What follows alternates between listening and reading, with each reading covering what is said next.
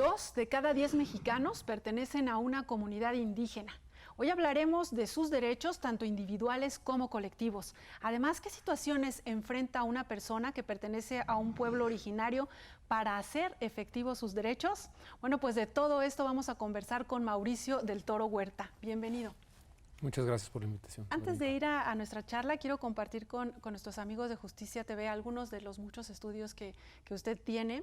Él es egresado de la Facultad de Derecho de la UNAM, es doctor en Derecho por la Universidad Complutense de Madrid, es especialista en argumentación jurídica por la Universidad de Alicante, España, tiene un diplomado en Antropología Jurídica y en Justicia y Pluralismo por el Instituto Nacional de Antropología e Historia. Él ha sido, por supuesto, profesor de esta escuela judicial, actualmente es profesor del Instituto de la Judicatura Federal y ha colaborado en tareas académicas con organismos internacionales como el Alto Comisionado de Naciones Unidas para los Derechos Humanos. Nuevamente, doctor del Toro, bienvenido.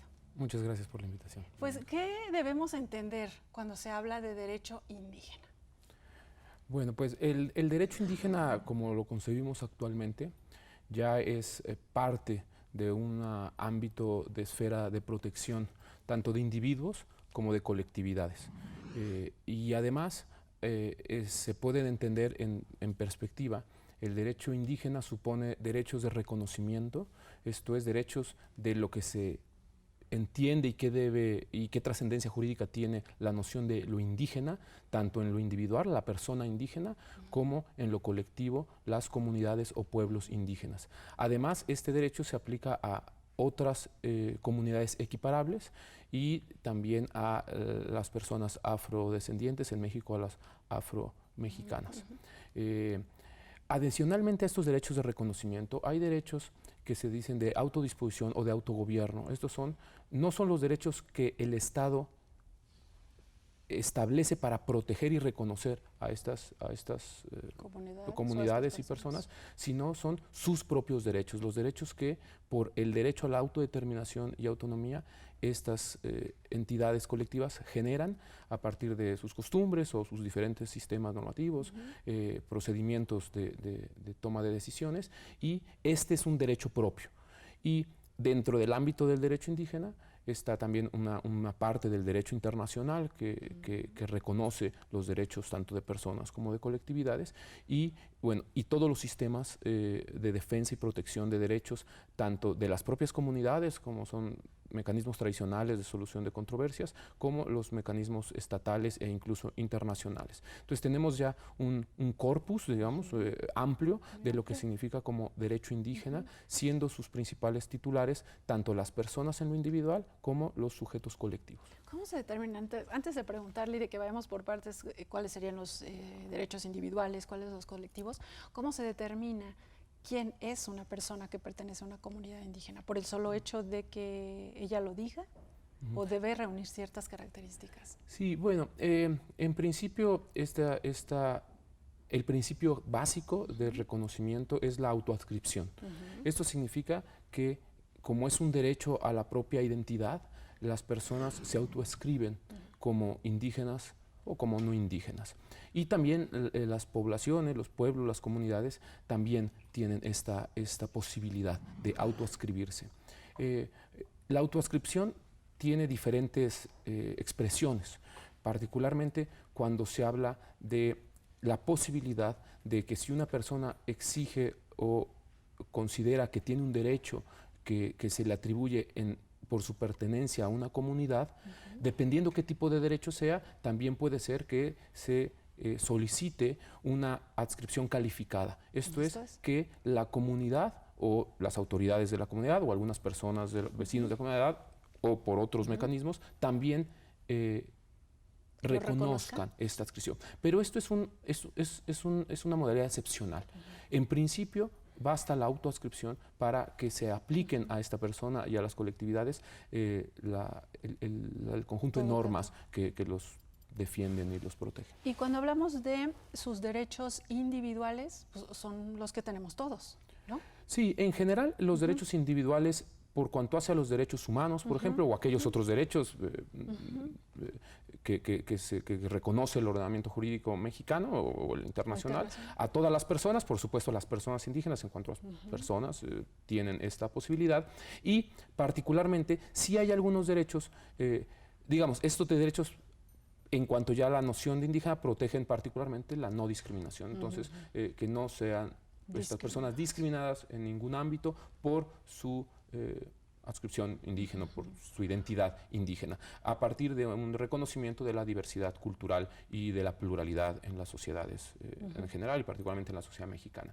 Entonces, en estos casos es cómo funciona la cuestión del reconocimiento y la cuestión de la adscripción.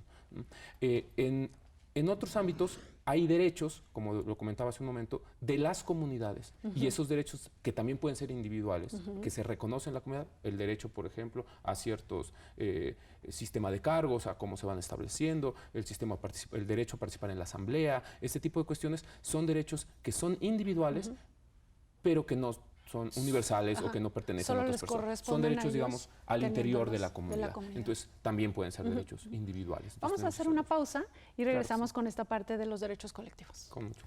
Vamos a la pausa y regresamos. Estamos en Escuela Judicial.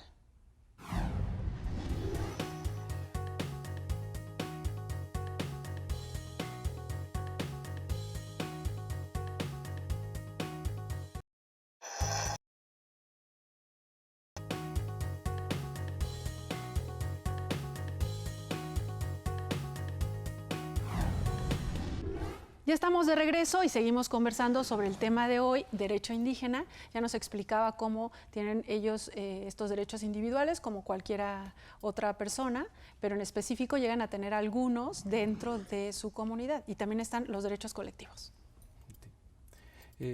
Por cuanto a los derechos colectivos, realmente estas son una base, un núcleo muy fuerte de lo que es el derecho indígena y de las reivindicaciones históricas de estas colectividades. Realmente son por mucho el aspecto medular de lo que es la organización. Sin los derechos colectivos, las comunidades o los pueblos realmente estarían en una situación de no reconocimiento de lo que es su propia identidad y sus principales valores, su lengua, su territorio y su propia convivencia social. Entonces, las principales reivindicaciones que se han dado tanto en el ámbito internacional como nacional están encaminadas al reconocimiento de los derechos colectivos como entidades colectivas. ¿Estos derechos podrían ser como sus usos y costumbres o sus órganos, su forma de gobierno? Sí, estos derechos colectivos parten del derecho al autogobierno y a la autonomía. Este derecho que en un primer momento en el derecho, digamos, occidental se reconocía solamente a los estados nacionales, a partir de momentos de reivindicación se ha ampliado esta noción y se reconoce este derecho a la autodeterminación a otros pueblos, en tanto que el pueblo, en este entendido, son colectividades que tienen en efecto un autogobierno y un sistema de organización que les permite considerarse a sí mismos como entidades de derechos y generadoras también de derechos frente a sus individuos. Y de esta forma, los derechos de autogobierno y de autonomía, así reconocidos en el ámbito internacional y por la Constitución también, siempre, y se dice normalmente, siempre en un ámbito de respeto a la composición del Estado nacional y del derecho internacional y de algunos derechos individuales, como límites a estos derechos, pero el reconocimiento al autogobierno y a la autonomía supone también el de la autonomía al reconocimiento de los sistemas normativos, esto es, sus normas, que normalmente se suelen decir usos y costumbres, pero que realmente pues son sistemas normativos que pueden ser un uso, una costumbre como los entiende el derecho occidental, pero también pueden tener otras expresiones escritas en otro tipo de cuerpos reglamentarios o normas aprobadas por la Asamblea, en fin. Y en este sentido, la convivencia social está encaminada a diferentes conductas y diferentes ámbitos de normativa y de representación. Y así, por ejemplo, en ciertos ámbitos se habla de la importancia de lo comunitario. En ese sentido, se habla del territorio como un espacio físico en donde existen. Hay pueblos que no tienen territorio, eso es cierto, porque hay una diversidad de pueblos, pero el territorio siempre es un espacio que tiene un reconocimiento particular. Particularmente se ha dicho por la Corte Interamericana de Derechos Humanos, por los instrumentos internacionales, por sentencias también de tribunales nacionales, por la especial relación que las comunidades y pueblos indígenas llegan a tener con la madre tierra o con la tierra en general, así entendida. También están los derechos de autogobierno. En estos sistemas de autogobierno pueden ser diferentes dependiendo cada comunidad. Normalmente se alude a la asamblea como un órgano de decisión y en muchas ocasiones como máxima autoridad. También existen otros consejos de autoridades tradicionales, algunos consejos de personas mayores, en fin, hay toda una forma de organización que establece cuáles son las autoridades que tienen diferentes facultades, entre ellas la normativa, la posibilidad de emitir alguna directiva que se considera obligatoria para los miembros de la comunidad. Adicionalmente están los sistemas de fiesta, que son muy importantes también en las comunidades y que son cívico-religiosas y que tienen ciclos festivos y que es quizá lo que es más visible para muchas personas que no conocemos las comunidades, pero que en general las identificamos a partir de muchas de sus fiestas y actividades cívico-religiosas. Está el sistema de cargos que muchas comunidades también implementan, que es desde muy pequeños las personas empiezan a participar en la vida comunitaria y esta participación en la vida comunitaria también les da derechos de integrar y participar en la propia comunidad y existe una serie de cargos que varía y que también tienen connotaciones cívico-religiosas, de trabajo social y tal. Y esto nos lleva también a lo que es el trabajo colectivo, el trabajo comunitario, a veces nombrado tequio o de alguna otra forma, que supone la participación de las personas en la comunidad para la comunidad. Y en este conjunto de instituciones comunitarias, pues ya vemos que la autonomía y el autogobierno no es solamente una expresión muy abstracta o aludir a usos y costumbres como si fuera una tradición sencilla, digamos, sino es una organización compleja y que por eso se le reconocen a estas entidades estos derechos de autogobierno. ¿Cómo convive este sistema, este régimen? ¿Es un régimen especial el que ellos van teniendo? ¿Cómo convive? Porque me mencionaba en esta parte de su autonomía, de su autodeterminación, tiene un límite, tienen que también acotarse a lo que señala la Constitución. ¿Cómo van conviviendo estas dos formas, no? Claro, normalmente, al menos en la historia de México, pero también en otros países, la relación entre pueblos indígenas, pueblos originarios de los países que fueron sometidos a un proceso de colonización, siempre se marcó una relación del derecho del Estado, de la metrópoli, de resistencia y de adaptación y de uso estratégico del derecho nacional. Esto siempre ha sido así, siempre ha habido un autogobierno, a veces se reconocía, a veces no se reconocía. Mientras estuvo la colonia, estaba la República de India y la República de Españoles, había un tribunal especial que veía los temas relacionados con el derecho indiano, con el tema de los indios, y ahí se permitió cierta autonomía a las comunidades. Después, con el México independiente, las nociones de liberalismo, la igualdad entre todos, se restringieron los derechos de las comunidades por una visión, digamos, muy universal y muy homogeneizadora de la sociedad. Y no fue sino prácticamente hasta el siglo pasado y prácticamente a los años 80, en donde viene un proceso de reivindicación muy fuerte, particularmente en el año 92, el proceso de los 500 años de lo que se conoce como el Encuentro de Mundos. Para muchos de estos pueblos es 500 años de resistencia y de sometimiento, y así lo expresaron. Y después vino todo un proceso de modificaciones legislativas y de reconocimiento de derechos, el Convenio 169 de la OIT del año 89, que es ratificado por México también a principios de los años 90, las primeras reformas constitucionales donde se reconoce el carácter pluricultural de la nación mexicana, y después vendría el movimiento zapatista de liberación nacional, con un gran movimiento a nivel nacional y una enorme discusión sobre los alcances de estos derechos y lo que son los diálogos, los acuerdos de San Andrés de la Raiza, y a partir de ahí la reforma constitucional ya para el año 2001. Entonces, en esta dimensión, la discusión entre cuáles son los límites y cuáles son los requerimientos, siempre ha habido una tensión constante. Históricamente la ha habido, la hubo en el momento del reconocimiento constitucional a nivel federal, la sigue habiendo actualmente, y en la Constitución se han plasmado expresamente algunos límites, tanto al autogobierno, cuando se alude, por ejemplo, a la nación mexicana es indivisible, o sea, ya se alude a la posibilidad de que hubiera una interpretación. Realmente las comunidades y pueblos indígenas nunca han reclamado para sí independencia de los estados, al menos no en México, ni en América Latina en general, pero de todas maneras se mete esta cláusula que a veces es muy cuestionable porque es un poco más una cuestión ideológica que una cuestión que responda a una necesidad real.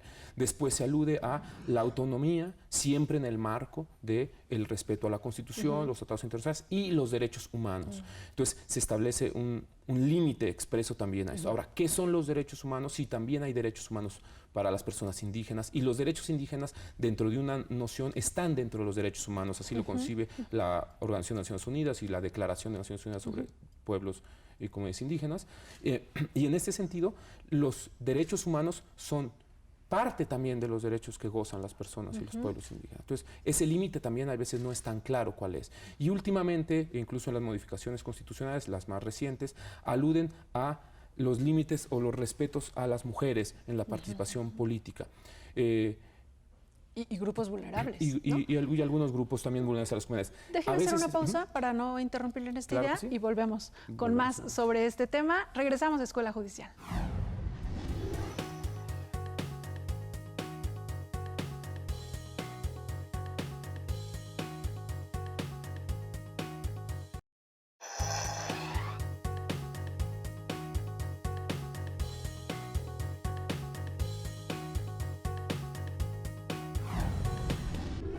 Ya estamos en la parte final del programa conversando sobre derecho indígena, y en esta parte nos quedábamos en el bloque anterior, nos estaba explicando sobre los límites, ¿no? O sea, van ejerciendo sus derechos como pueblos originarios, pero tienen ciertos límites. Valdrá la pena aclarar que en el estado actual, digamos, del derecho, de la teoría del derecho en general, todo derecho está limitado.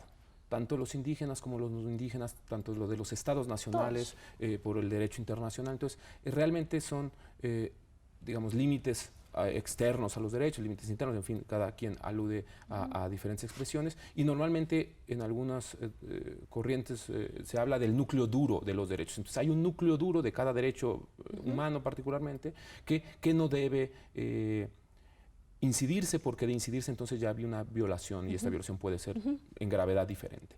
Igual los derechos indígenas. Los límites a la autonomía y al autogobierno no deben ser tales que esto implique la afectación a lo que son la base y la raíz del pensamiento, la cultura indígena. Entonces, estos límites que se ponen son límites estandarizados, que son los respetos que en general se tienen en no discriminación a las mujeres. En ocasiones se alude de cuando se establece que deben respetar los sistemas normativos indígenas el derecho a las mujeres, como si no se respetaran los derechos de las mujeres. Como en toda colectividad, como en todo país, como en muchas sociedades, hay violaciones a los derechos de las mujeres y discriminación en razón de género. Pero esto no lo hace que sea por razón de ser indígenas. Esto varía de cada comunidad y los derechos de las mujeres se reconocen de diferente manera. En algunos casos ha sido más llamativo que alguna circunstancia se presente o no, pero no deberíamos de considerar como un estándar general de que es que se violan masivamente los derechos de las mujeres porque en las comunidades. Creo que es una lectura incorrecta de estas limitaciones. También es cierto que al establecer mecanismos de trabajo comunitario, de fiestas, esto puede afectar los derechos de las personas que, no siendo indígenas, viven en el espacio comunitario. Y claro, estas personas, al estar ahí, deben cumplir con estas normativas.